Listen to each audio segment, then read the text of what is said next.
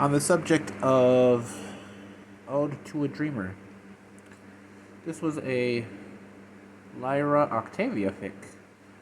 Octavia, they're sisters.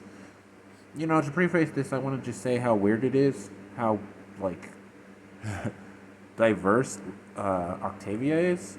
Like, oh, Octavia is sisters with Lyra. Oh, Octavia is in a romantic relationship with Vinyl. Oh, Octavia is not in a relationship with Vinyl, but they're best friends. Oh, Octavia is in a relationship with Rarity, maybe. Oh, Octavia is sisters with Pinkie Pie. Like, Octavia gets so much mileage as a character.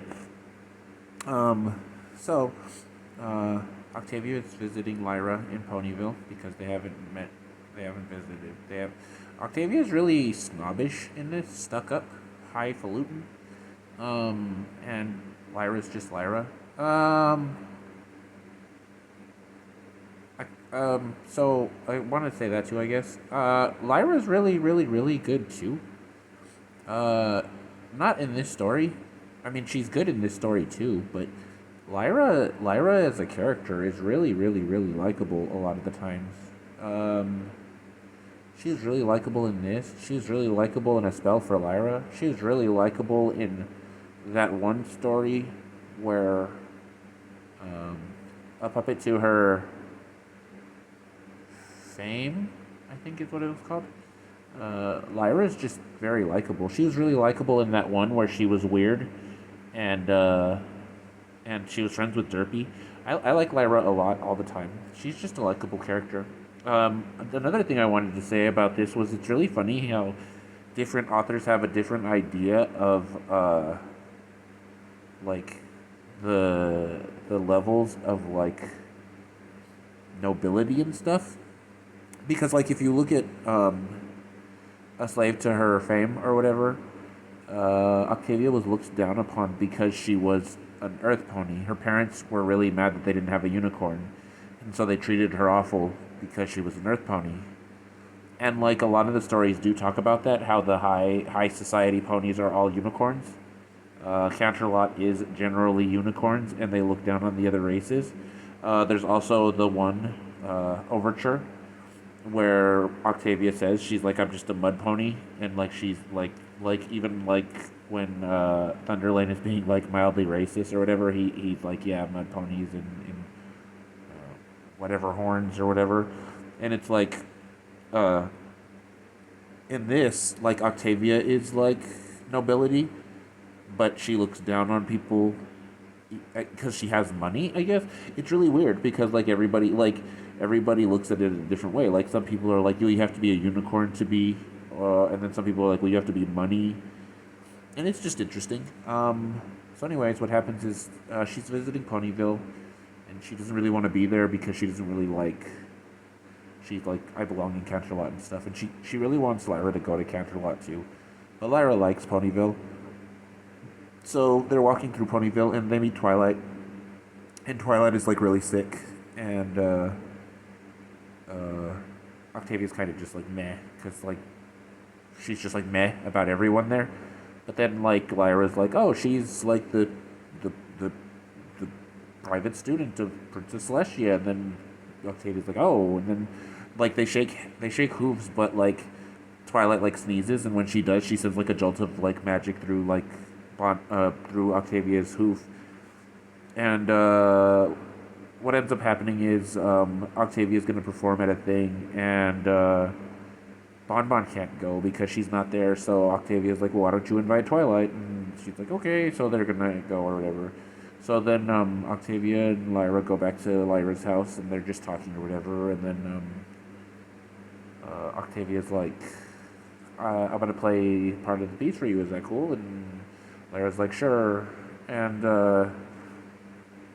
Octavia tries to play it, but she can't. There's like something wrong with her like right hoof, and she's freaking out badly. And then she like blames Lyra for it. She's like, it was fine until, and she remembers Twilight, and she's like, did you put her up to this? And Lyra's just like, what? Like, what the crap, really? Why would I? And like Octavia gets real mad at her, and she's like accusing her of that and stuff. And then like it's really weird because like Lyra's like, you finally lost it or whatever. She's like, she doesn't even really say anything mean, but it's implied that it's absolutely horrible because, like, Octavia slaps her and then she goes to leave and she's like, father would have been ashamed of you. And it's like, dang, brutal Octavia, holy moly. And, like, I didn't really understand. Like, I even rewound it and I, like, listened to it again and it didn't seem like Lyra said really anything that bad. So we get, like, a time jump and, like, Octavia's, like, at the performance or whatever, and she tries to perform and it's going, like, atrociously. She's playing really, really bad, and she's, like, looking out and, like, Twilight's there. Lyra's not at there, but Twilight's there, and, like, Twilight just is like, oh my gosh, like, she looks, like, appalled, like, not appalled, but just like, oh no, what's going on? And it's really great because this guy really made Celestia and Luna. I love them. I love them. Octavia looks up and, like, Luna doesn't look disgusted or anything. She only looks concerned. That's it. She looks like she's concerned for Octavia, as if something was wrong and she could help. And I was like, yeah, Luna, oh, you're so great. And I was like, what is Celestia doing?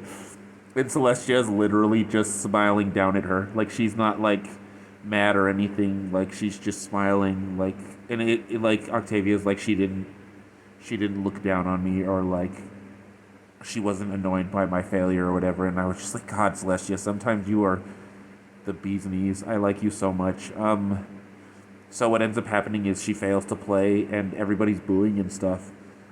But then she gets locked into place on stage by magic, and she's just like, what the heck is going on?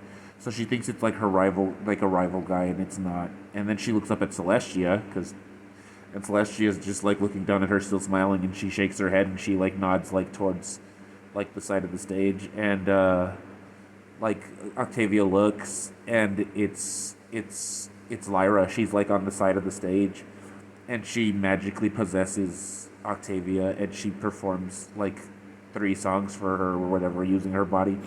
And it's not as great, obviously, as Octavia playing, but she still does it, and she still kind of saves face or whatever.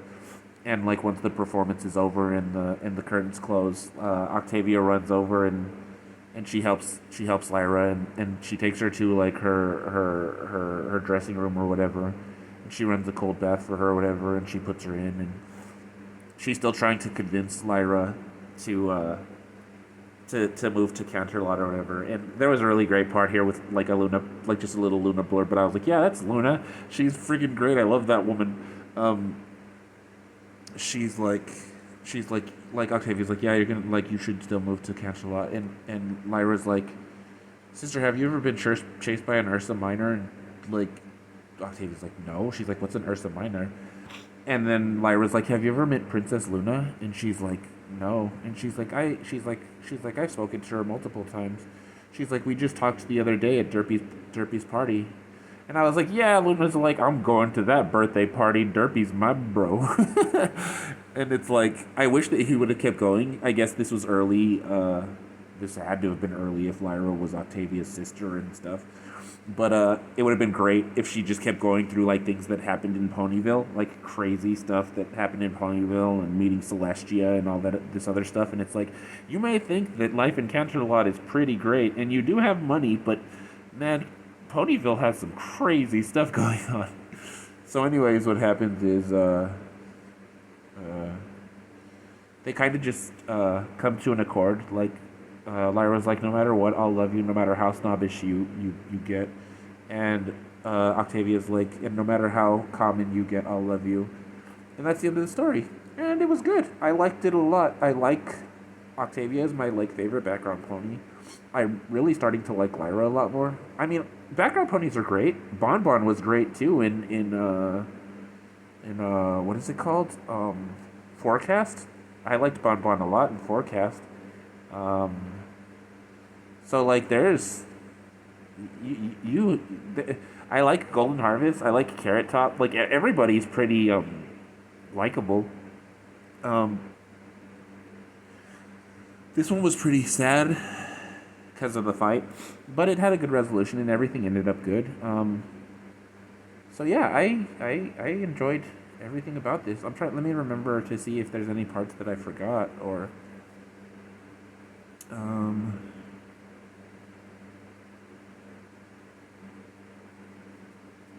yeah, it was just a really good story. I don't think it was exceptional because like even the ending was just like, oh, that's nice. There was a lot left that I wish would have happened.